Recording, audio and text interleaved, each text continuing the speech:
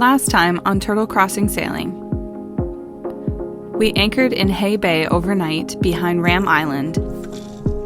We did a little fishing and watched the sunset as we prepare to exit the Bay of Quinte and head for Kingston.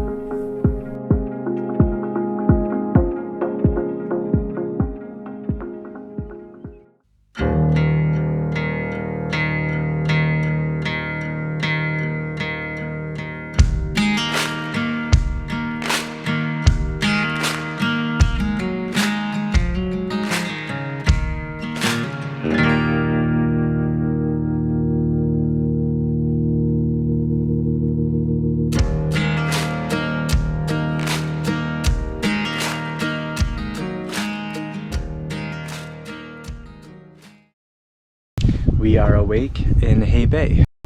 We are planning on getting to Pernier's Cove, so we have to go through the Adolphus Reach to get there. It's only about 4.5 hours from here at 3.5 knots. So that's usually a safe bet that we can make at least 3.5 knots, usually closer to 4, but just to be safe so that we know that we miss weather windows, we say 3.5 to make sure that we can get there before bad weather comes in. So Pernier's Cove is right at the very end of the Bay of Quinte. It's recommended by almost every sailor and in the ports book as like the launching point from Bay of Quinte, or people from Hamilton have said that if they go around the outside of the Bay of Quinte, they go all the way around and then anchor for a night or two in Pernier's Cove to catch their breath before heading on to the Thousand Islands. So Sarah is getting ready.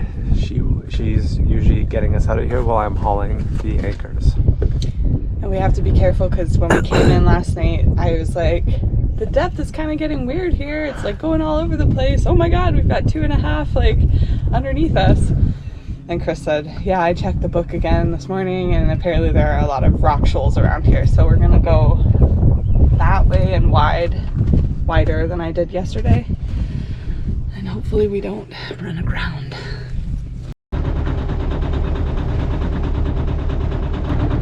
The island that we're passing is called Ram Island, and there's a little dock on the one side of it, and I really wanted to go over there, but apparently I think it says in the book or wherever Chris looked it up that you should not go to shore. There are goats there apparently. I don't know, they're like feral goats or something like that, but it kind of makes me just want to go over there all the more. Anchors away. The wind is right on our nose, so we're motoring out of this instead of tacking all the way up the bay. Once we're out of Hay Bay, we alter our course and should be able to get the sails up.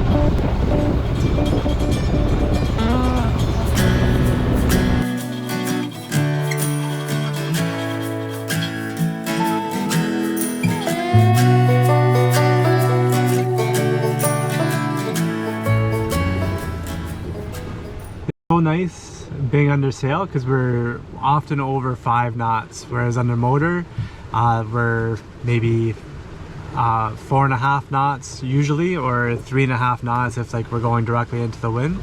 So we're just barely off the wind and we're going 5.5. So it's nice. You make a lot more speed. I was just saying to Sarah, we've probably only spent about $20 on diesel so far getting from Hamilton to Pernier's Cove is where we'll be. So that's not too bad. Our motorboating friends said they went to the Trent Severn and back, and it was like $3,000 in gasoline. So I think it was not even $3,000 to get there. Yeah, I don't know. That's what they said, $3,000, because they just booted it across and then they had to fill our tank all the way up. So we'll have to clarify that, but it's motorboating, yeah, you can get there in a day. It took us a week, but if money is an issue and time isn't an issue, as it is for us, it's working quite well. We're really on a beam at this point. Flatten the southern one.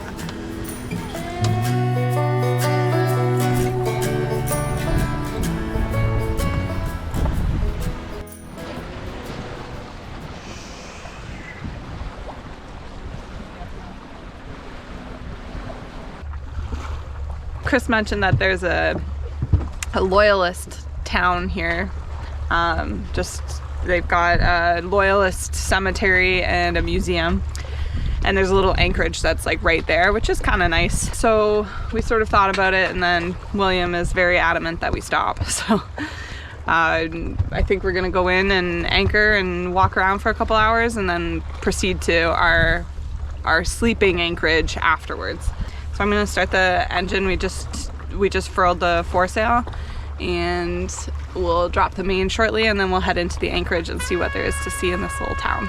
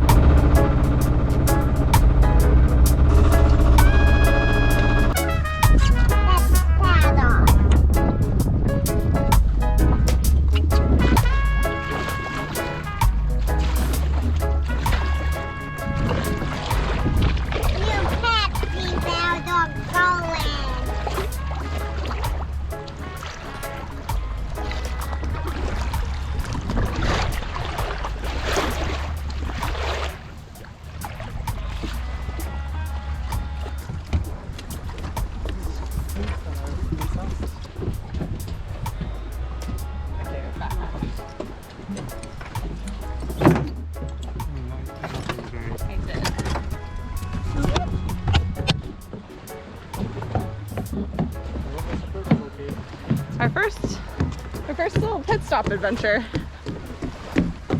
Up you go.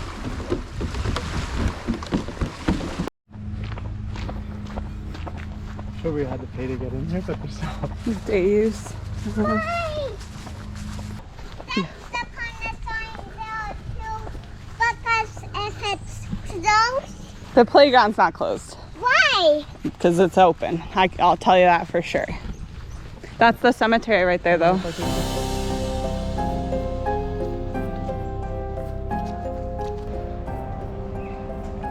In memory of the United Empire Loyalists who through loyalty to the British institutions left the US and landed on these shores on the 16th of June 1784.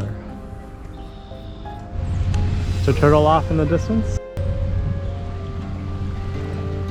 Mom, let's go back. What if it's good for swimming?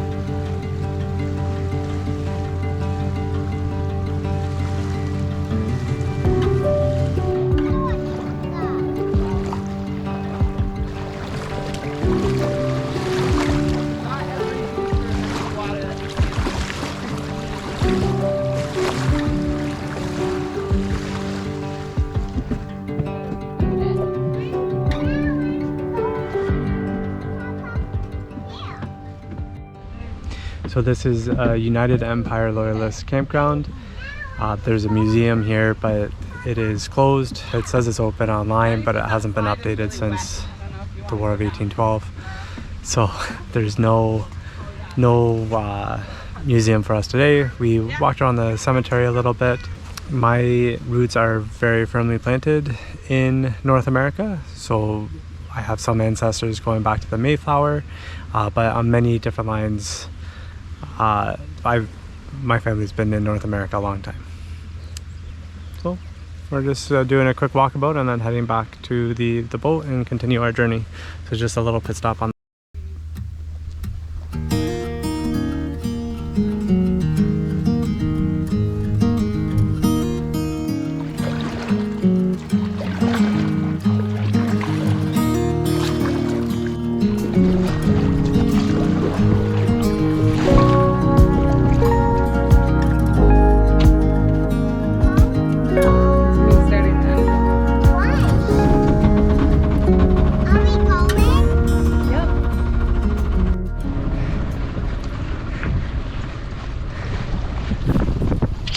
Having hauled anchor and pulled up 20 pounds of weeds in addition, we were feeling very pleased with ourselves for our smooth entrance and exit from the anchorage, until we shut off the motor and could hear a loud thudding sound. Is it the engine? I just high-fived Chris and said, how smooth was that? We just like anchor, dinghy back, anchor up, sails up, engine off. But now the engine's making like a chugging sound, even though the key's off and yeah, even though it's not on. Is that bad?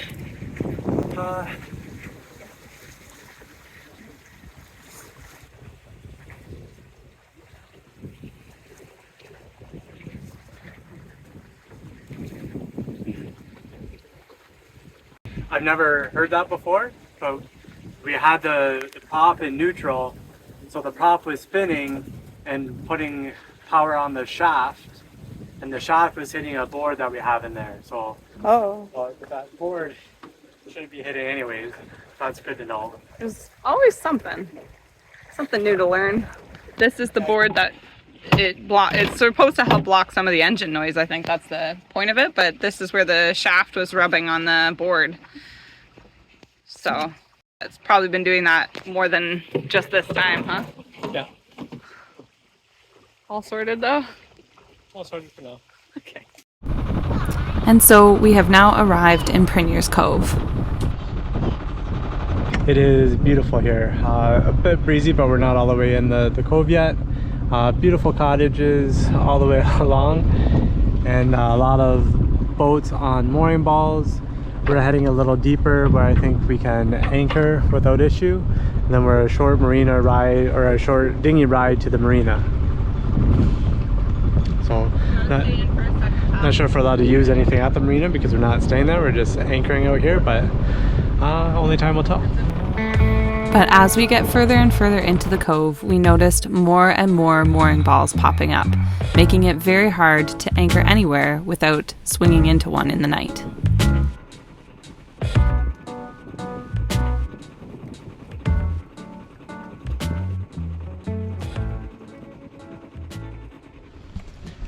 We are now anchored in Pinier's Cove. It was a little hairy coming in. There's almost no boats in here, but there's 100 mooring balls.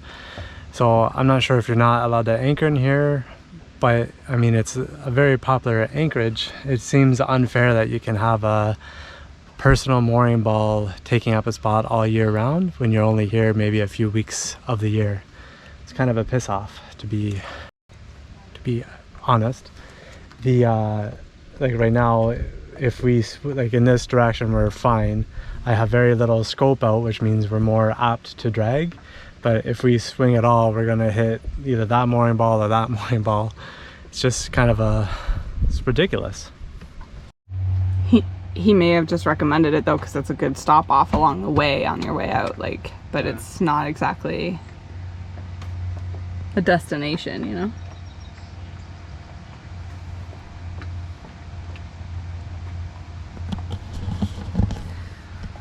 We're just discussing whether we stay or we go. This is not entirely what was anticipated. And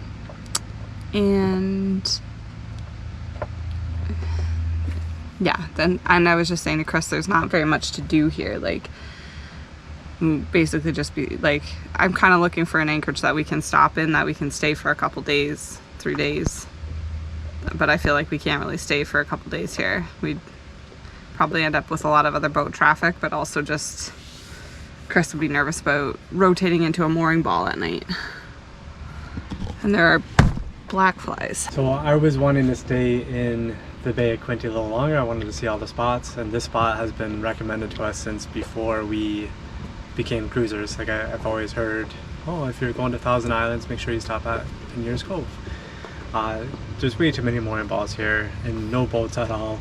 It's great protection from the wind that we're expecting. We're expecting higher winds tonight and from the west, so this is a great anchorage for that.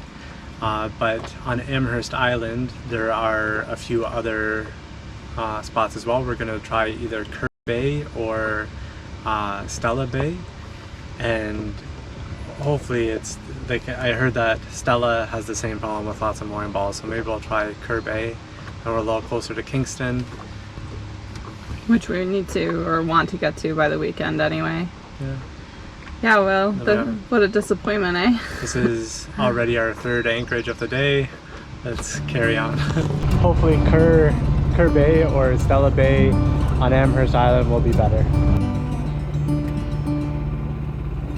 Wipe the sleep from your eyes. Quit dreaming now, the sun is on the rise. And by the end of the day, this dusty room will be 1,000 We miles left away. this morning at 8, so that is 6 hours so far. We're 3 hours away, so it'll probably be a 9-hour day if we can get to Kerr Bay or Stella Bay in decent time. You can see Lake Ontario again, another big opening. We were warned that when we come through this section to take down our sails. So the whole Bay of Quinte, you're protected. And then as soon as you leave, this is a kind of a funnel. But it's not too bad right now. We have only our foresail out because we were just downwind. Now we're more of a beam, so we were just talking about should we take our main out. We're only an hour until we're sheltered by Amherst Island. Hard to say. Supposed to get some big gusts too, so I don't want too many sails out. If we put the main up, I think I'd want to reef it. Just tucked behind Amherst Island and put up our main. We did a very fancy maneuver, which we'll have to show you another time because we didn't film it.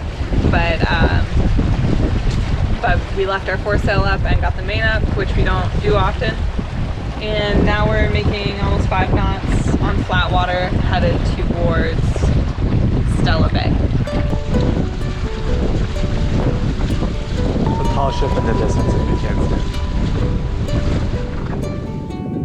No. Mom, look how much better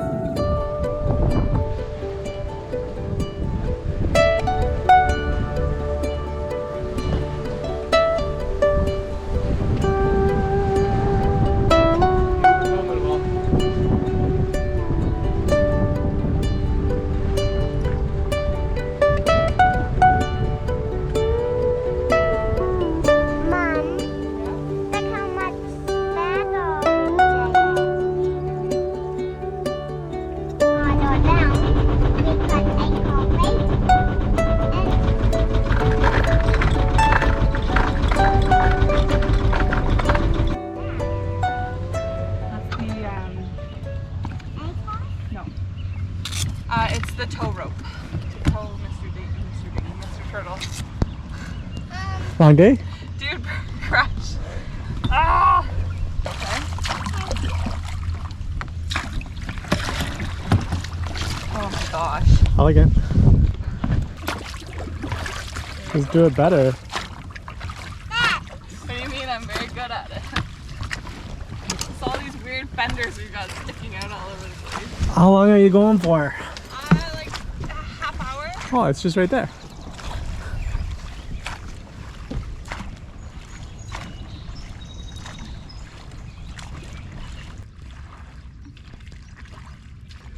How was your shore leave? That's such a super cool little town. Oh yeah? Yeah, extremely cool.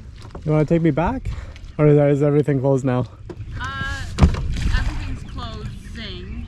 Like the general store is closed at 5. Yeah. But we went to it.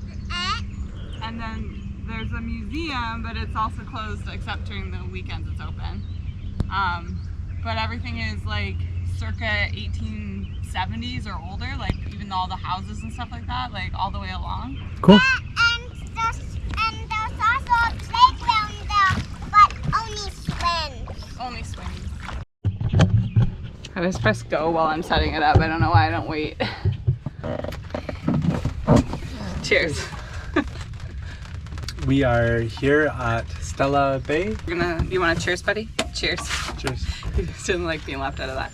So from here, there's at least a general store that there's a dinghy dock that you can dinghy in and go to shore, which Sarah and William just did, and they got us some Stellas for Stella Bay. And I'm really excited to go to shore. Hopefully the sun comes out a bit. You said tomorrow seems a little bit better. I think it's supposed to be cloudy though. Tomorrow's a good wind to get to Kingston if we wanted to go, but It's supposed to be cloudy and we'd rainy. be way too early. So, but it would be nice to get Christopher to shore because it seems like the kind of place that I think he would settle down. Like it's a farming community, but it's been here for a long time. and it's kind of neat. There's only 450 people that live on this island. On this entire island? Yeah. This part of the island is the most like settled, and they have like a general store, which used to be a hotel, I think. But this bay is very protected from the wind that's supposed to be coming. Yeah, we have a lot of wind coming from the west tonight, and this is sheltered from both the south and the west, and we have south and west winds throughout the night. Yeah. So it's kind of the perfect anchorage. It's a little bit tight. We're in 22 feet of water. Normally we anchor in about 10 feet of water. That's has been our experience so far. So 22 feet of water, you would need quite a bit more scope. So say we have 5 feet of freeboard, so say that's 2730 3 times, so 30 times say 5. We normally do more than 5 scope, but and we don't want a big swing. That's yeah, part of the thing. and we can't have a big swing because we have rocks and the dock right there, and we have a boat right behind us, so we have not even close to 130 feet.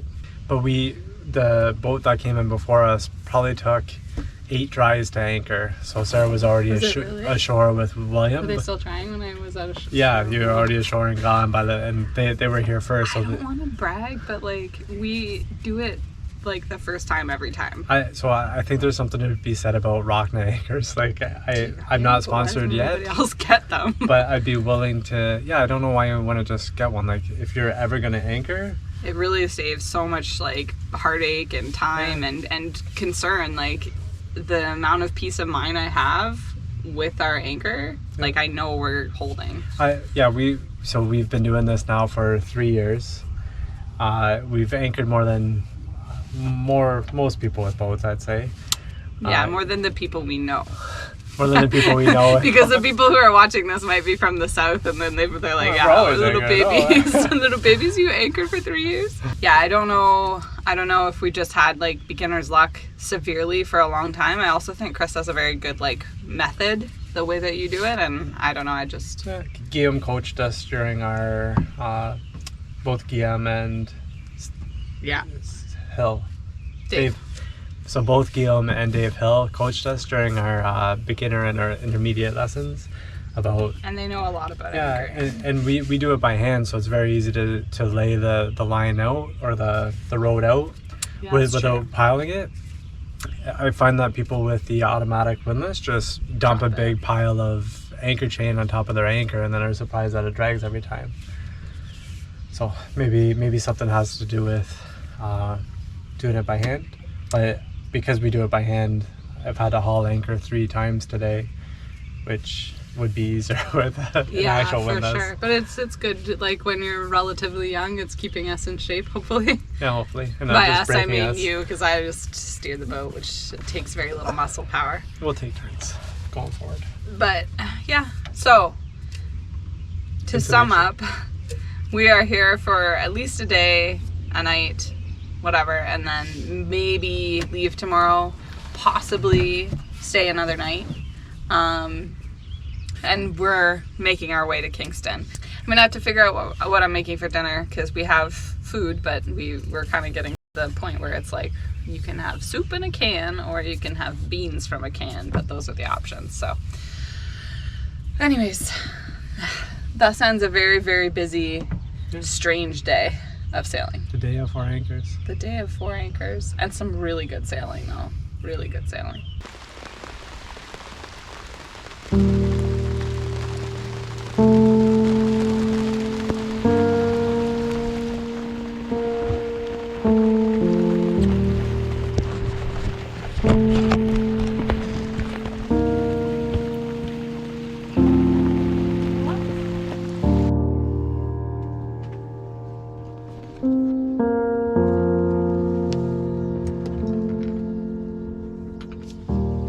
Thank you so much for watching, Sail fans. Please leave us a comment and let us know if you'd like us to show you some of our how we do it when it comes to anchoring and more. And don't forget to like and subscribe. Until next time. Like